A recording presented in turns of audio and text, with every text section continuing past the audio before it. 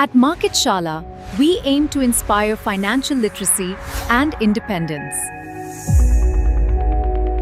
नमस्कार दोस्तों, मैं हूं सोमनाथ दास और आप देख रहे हैं हमारा YouTube चैनल मार्केट शाला। आज हम बात करेंगे निफ्टी के आज यानी कि 10 अप्रैल 2026 के मार्केट एक्शन की।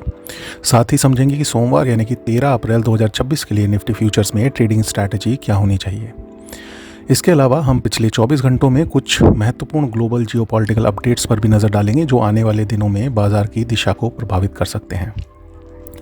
वीडियो शुरू करने से पहले एक छोटा सा डिस्क्लेमर। इस वीडियो में दी गई सारी जानकारी केवल शिक्षा और मार्केट एनालिसिस के उद्देश्य से है। यह किसी भी प्रकार की निवेश या ट्रेडिंग की सलाह नहीं है। किसी भी ट्रेड से पहले अपने वित्तीय सलाहकार से आपको ज़रूर सलाह लेनी है या फिर खुद को इतना कॉम्पिटेंट इनफ बना लेना है कि अपने डिसीजन आप खुद ले पाएँ, और उसके लिए ज़रूरी है मार्केट शाला के साथ जुड़े रहना और सीखते रहना। तो चलिए शुरू करते हैं। सबसे पहले बात करते हैं आज के वीसीएम ट्रेड सेटअप पर किस तरीके से ट्रेड्स एग्जीक्यूट हुए और क्या परफॉर्मेंस रही। आज हमारे वीसीएम इंट्राडे ट्रेड सेटअप में एक बहुत ही दिलचस्प स्थिति देखने को मिली। पिछले कई सेशंस में या तो लगातार अच्छे ट्रेड्स मिल रहे थे या सेटअप साफ तौर पर नो ट्रेड डे घोषित कर देता था। लेकिन आज जो हुआ वो किसी भी ट्रेडिंग सिस्टम के लिए बिल्कुल सामान्य है और एक सच्चे ट्रेडर की असली परीक्षा भी आज थी कि कैसे अपने ट्रेड सेटअप के ऊपर आपको कॉन्फिडेंट रह करके बिना डिमोरलाइज हुए आगे बढ़ना है। आज वीसीएम ट्रेड सेटअप ने दो ट्रेड सिग्नल दिए। क्यों दिए उसके लिए अभी हम बात करते हैं। पहला ट्रेड आया वैक्यूम रेंज के अपर बैंड यानी कि 24,060 के आसपास, जहां सिस्टम के अनुसार शॉर्ट साइड का रेंज ट्रेड लिया गया। लेकिन मार्केट उस दिशा में नहीं गया और धीरे धीरे ऊपर की तरफ बढ़ने लगा। इसके बाद जब निफ्टी फ्यूचर 24,060 के ऊपर निर्णायक तरीके से ट्रेड करता हुआ दिखाई दिया, तब सेटअप के अनुसार लॉन्ग साइड का मोमेंटम ट्रेड एक्टिवेट हुआ। लेकिन बाजार ने यहाँ भी उल्टा मूव दिखाया और दोनों ही ट्रेड्स में 50 पॉइंट्स का स्टॉप लॉस हिट हुआ। यही वह जगह होती है जहाँ एक सच्चे और अनुशासित ट्रेडर की परीक्षा होती है दोस्तों। एक प्रोफेशनल ट्रेडर बिना किसी इमोशन के स्टॉप लॉस स्वीकार करता है और दो ट्रेड्स के बाद दिन के लिए स्क्रीन को बंद कर देता है, जिससे कि ओवर ट्रेडिंग से बच पाए। ना कोई पछतावा, ना कोई ओवर ट्रेडिंग। यह याद रखना ज़रूरी है कि वीसीएम ट्रेड सेटअप का जो हिस्टोरिकल विनिंग रेशियो है वो 70-75% से भी ज़्यादा का रहा है। बैक टू बैक हम लोग जो है बेहतरीन परफॉर्मेंस करते हुए आपके सामने डे ऑन डे बेसिस पे ट्रेड्स ला रहे थे, और हम इन ट्रेड्स को पूरी पारदर्शिता के साथ रोज़ आपके साथ जो है शेयर कर रहे थे। हम अब इन ट्रेड्स का एक डिटेल्ड ट्रैकर भी बनाने के प्रोसेस में लगे हुए हैं ताकि भविष्य में हम आपके साथ कुछ महत्वपूर्ण आंकड़े साझा कर सकें, आपके रेफरेंस पॉइंट से, आपके कॉन्फिडेंस के पॉइंट ऑफ व्यू से। जैसे विनिंग रेशियो हुआ, प्रॉफिट परसेंटेज हुआ और अलग अलग मार्केट कंडीशंस में सिस्टम किस तरीके से व्यवहार करता है, वो सारे फैक्टर्स जो है उस पर्टिकुलर ट्रैकर के अंदर हम लोग रजिस्टर करेंगे और टाइम टू टाइम आपके साथ शेयर करेंगे। इसलिए अगर आज का दिन देखें तो आज का दिन सिस्टम के लिए थोड़ा कठिन जरूर रहा, लेकिन बाजार के लिए ऐसा नहीं था। अब बात करते हैं आज के ओवरऑल मार्केट एक्शन की। आज यानी 10 अप्रैल 2026 को निफ्टी 50 इंडेक्स लगभग 1.16% की मजबूती के साथ बंद हुआ। मार्केट में शुरुआत से ही सकारात्मक माहौल देखने को मिला, लेकिन ग्लोबल संकेतों के चलते आपको एक अनसर्टेनिटी बनती हुई नजर आई। ओवरऑल ग्लोबल मार्केट्स में जो एक सेंटिमेंट था सीज फायर के चलते थोड़ा पॉजिटिव बना हुआ है। इस वजह से गैप अप ओपनिंग हुई और पूरे दिन बाजार का रुझान सकारात्मक रहा। मार्केट ब्रेड्थ भी पॉजिटिव रही। इसका मतलब है कि पिछले कुछ समय से कुछ बड़े स्टॉक्स ही नहीं बल्कि कई सेक्टर्स की भागीदारी देखने को मिल रही है। टेक्निकल दृष्टि से देखें तो आरएसआई अभी भी 50 के ऊपर बना हुआ है, जो कि बाजार में ताकत को दर्शाता है। डेली चार्ट पर निफ्टी में हायर हाई फॉर्मेशन दिखाई दे रहा है और यह संकेत देता है कि बाजार धीरे धीरे मजबूती की ओर बढ़ रहा है। अगर नीचे की तरफ देखें तो अभी 23,782 और 23,515 के आसपास निफ्टी 50 स्पॉट इंडेक्स के ऊपर महत्वपूर्ण सपोर्ट दिखाई देने लगे हैं। हालांकि एक महत्वपूर्ण बात यह भी है कि 50, 100 और 200 दिन के एक्सपोनेंशियल मूविंग एवरेजेस अभी भी निफ्टी के करंट लेवल के ऊपर हैं। इसका मतलब यह है कि इन स्तरों को पार करने तक ये मार्केट के लिए रेजिस्टेंस का काम कर सकते हैं। वर्तमान में जो तेजी दिखाई दे रही है उसमें एक इम्पॉर्टेंट रोल जो है ओवरसोल्ड जोन से तकनीकी रिकवरी का भी है। आगे अगर बाजार को लंबी अवधि की तेजी पकड़नी है तो उसे मजबूत फंडामेंटल सपोर्ट्स की बहुत ज़रूरत पड़ेगी।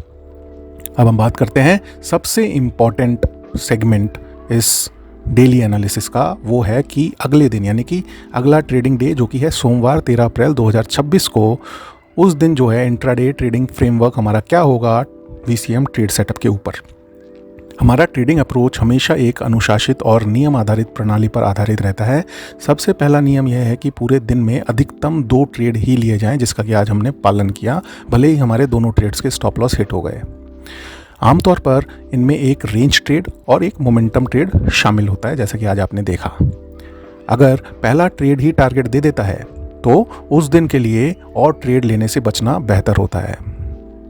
अगर रेंज ट्रेड सेटअप के बारे में सबसे पहले अगर हम डिस्कस करें तो निफ्टी फ्यूचर सोमवार को 24,267 से 23,837 के बीच ओपन होता है। तो इसका मतलब क्या हुआ, वैक्यूम रेंज हमारी हुई 24,267 और लोअर बैंड उसका हुआ 23,837, राइट। तो इसका मतलब ये होगा कि इस रेंज के बीच में अगर निफ्टी फ्यूचर ओपन हो रहा है तो इसको वैक्यूम रेंज के बीच में ओपन होना माना जाएगा और वहाँ पे फिर हमारा रेंज ट्रेड सेटअप जो है एक्टिवेट होगा।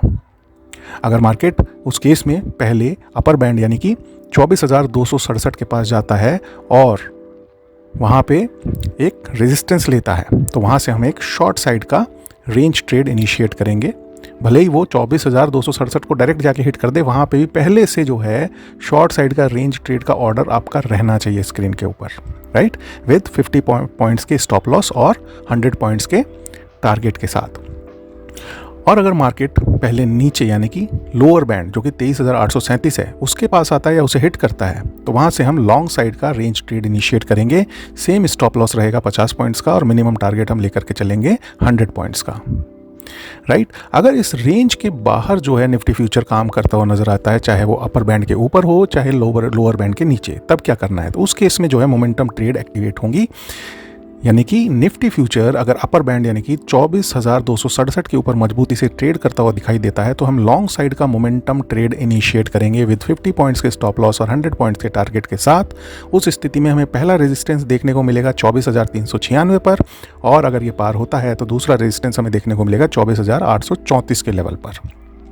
इसके अपोजिट अगर निफ्टी फ्यूचर में कमजोरी देखने को मिलती है और वो लोअर बैंड यानी कि 23,837 को निर्णायक रूप से तोड़ता है और उसके नीचे जो है कारोबार करता हुआ नजर आता है तो वहां से हम एक शॉर्ट साइड का मोमेंटम ट्रेड इनिशिएट करेंगे विद 50 पॉइंट्स के स्टॉप लॉस और मिनिमम 100 पॉइंट्स के मिनिमम टारगेट के साथ। उस केस में पहला सपोर्ट हमें देखने को मिलेगा 23,663 के लेवल पर और अगर ये टूटता है तो सेकंड सपोर्ट हमें देखने को मिलेगा 23,378 के लेवल पर। तो दोस्तों ये था पूरा VCM ट्रेड सेटअप। कंडीशनल वे में किस स्थिति में कौन सा ट्रेड हमें इनिशिएट करना है, सारे लेवल्स जो है यहाँ पे प्री डिफाइंड हैं।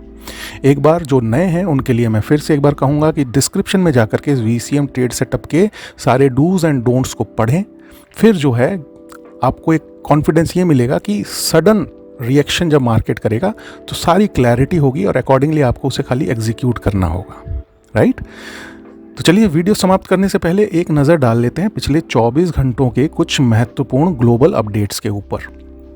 मिडिल ईस्ट में ईरान और अमेरिका के बीच संभावित सीज फायर की खबरों ने ग्लोबल मार्केट सेंटिमेंट को थोड़ा बेहतर किया है। इसके अलावा एशियन डेवलपमेंट बैंक ने भारत की GDP ग्रोथ का अनुमान लगभग 6.9% तक बढ़ाया है, जो भारतीय अर्थव्यवस्था की मजबूती को दर्शाता है। दोस्तों, भारत और अमेरिका के बीच टेक्नोलॉजी और सप्लाई चेन को लेकर रणनीतिक सहयोग भी बढ़ता हुआ दिखाई दे रहा है।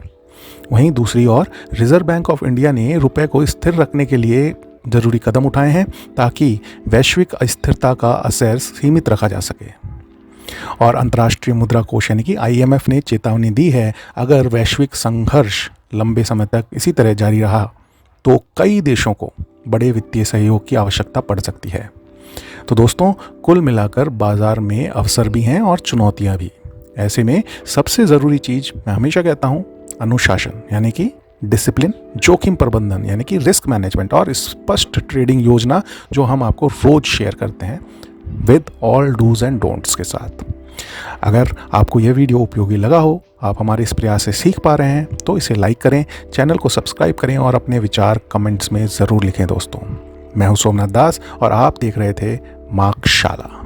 धन्यवाद। जुड़े रहिए मार्केटशाला के साथ और सीखते रहिए। Do trade, do invest and seek financial freedom with Marketshala. Bye bye.